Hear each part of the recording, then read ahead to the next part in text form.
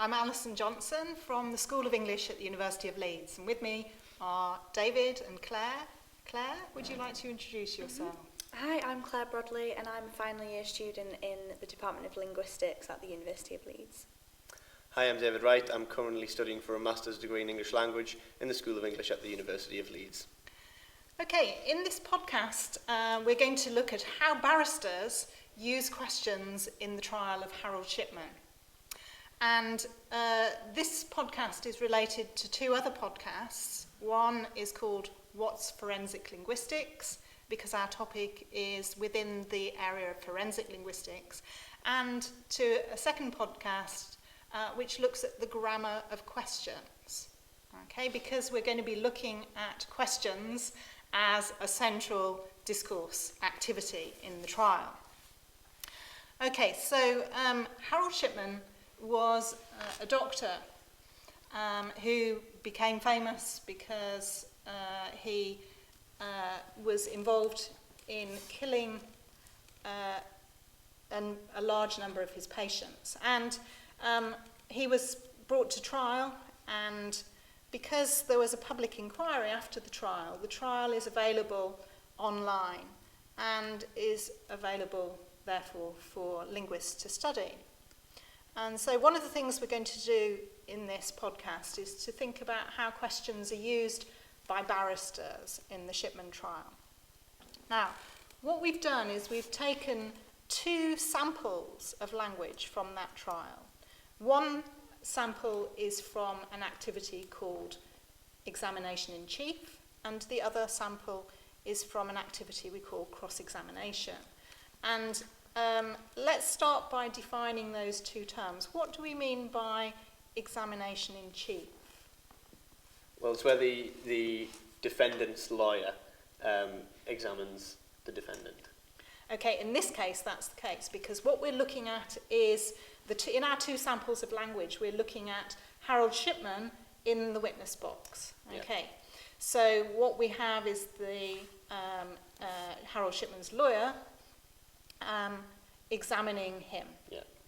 And then we're going to be looking at cross-examination by the prosecution lawyer of Harold Shipman. Okay, and we're looking at two samples of that activity. Now, Harold Shipman was in the witness box for 10 days, so we're not going to look at all of that. We're just looking at the first 2,000 words of the examination in chief and the cross-examination. Now, before we do that, we need to say something about the trial itself as a genre. Okay? Genres are ways of talking about how communication is structured. Okay? So let's think about the structure of a trial. How do trials begin? What's the first thing that happens in a trial? The opening statement. Okay, yeah. Certainly the opening statements. Immediately before then, the indictment is read. So in this case, the indictment or the offence, the crime is murder. And the opening statement is by the prosecution lawyer. Okay, so we have the opening of the case. And then we have the prosecution case.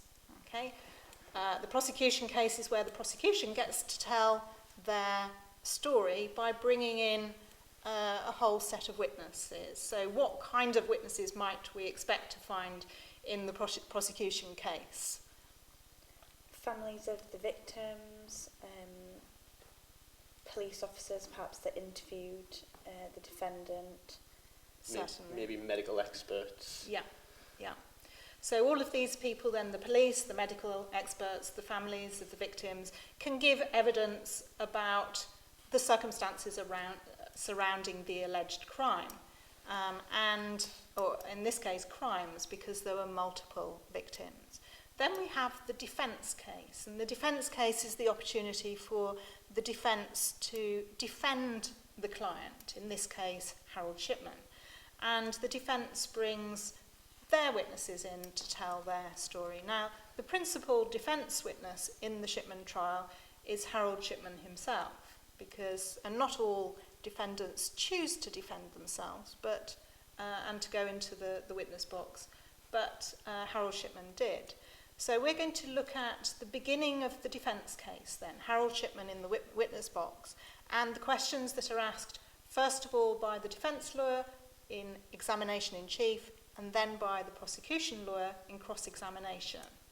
Now, before we do that, we need to think about the relationship between the lawyer and the witness. Okay, so what kind of relationship does the examination in chief, what kind of relationship does the lawyer have with the witness in examination in chief? A friendly, cooperative relationship. Okay, so the lawyer is friendly because the defendant is their client, and the client, the witness, cooperates with the lawyer because they're defending him. And what about the cross-examination then? What kind of relationship? Well, in cross-examination, it's more of a competitive relationship, and the prosecution is trying to prove the defence wrong, so it's more challenging. Okay, so we're going to be looking at questions. What kinds of questions? We could make a hypothesis, couldn't we, that there are going to be different kinds of questions because we've got different kinds of activity. We've got friendly relationship, friendly and cooperative, versus unfriendly and challenging. Now, if we look at questions, we already know something about how questions are made up, but what sort of questions might we expect in friendly examination then? Perhaps more open-ended questions that allow the defendant or the witness to give their own version of events. Okay. And in cross-examination, what kinds of questions might we expect to find? Then we might expect yes-no questions or tag questions that challenge and say, well, you said this, didn't you, to try and affirm what was said so that they can change that to their viewpoint. And restrict the answer that the witness can give, Okay. almost. Yeah. So what we expect to find then perhaps is the lawyer restricting the witness's answer in cross-examination, so that the lawyer gets the kinds of answers that they're trying to get from the questions. What we're going to do then is we're going to take two samples of talk from the beginning of each of those activities, and we're going to look at the questions posed by the lawyer